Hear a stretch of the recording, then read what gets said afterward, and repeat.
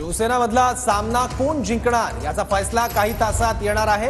शिंदे विरुद्ध ठाकरे एकूण 51 जागांवर आमने सामने आहेत। दोन्ही पवारांमध्ये राज्यामध्ये 40 विधानसभा जागांवर लढती होत आहेत। पवार विरुद्ध पवार अशी लढत पाहायला मिळते। कौल महायुतीला मवियाला की मग अपक्ष किंगमेकर ठरणार हे चित्र काही तासातच स्पष्ट होणार आहे। आज थोड्याच वेळात जे आहे ते महाराष्ट्रात राज्याचा निकाल स्पष्ट होणार आहे। काय वाटतं? काउंटिंगची सुरुवात नुकतीच सुरू झालेली आहे आणि त्यामुळे मला वाटतं पहिल्यांदा पोस्टल बॅलेट वगैरे घेतील।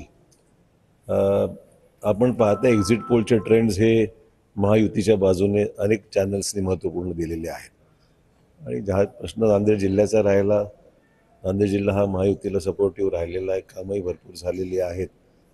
सरकारचं खूप लक्ष प्रत्येक जिल्ह्यात आहे।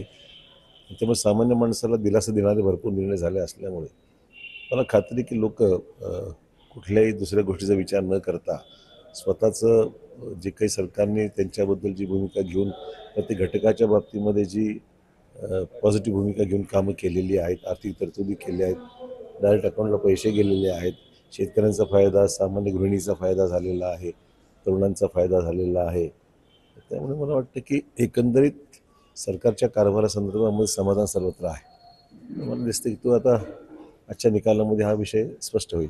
राज्यातील अनेक मतदारसंघ चर्चेत होते, त्यातील भोकर मतदारसंघ हा विषय चर्चेत राहिला आहे। तुमच्या कन्या श्रीजा चव्हाण तिथून निवडणुकीत रिंगणात होत्या, आज निकाल येणार आहे, काय वाटतं वडील? श्रीजा निश्चित निवडून येईल। तिची मेहनत, लोकांच्या असलेला दांडगा संपर्क, कामाची कार्यपद्धती, वैचारिक स्पष्टता, त्यामुळे मला खात्री आहे श्रीजाला चांगलं मत मिळेल। ज्ञानेश्वर लोंढे, TVN मराठी, नांदेड।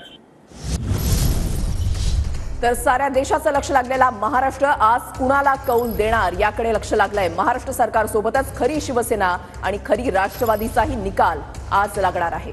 पुढच्या 6.5 तासात कुणाचं सरकार याचं चित्र स्पष्ट होईल।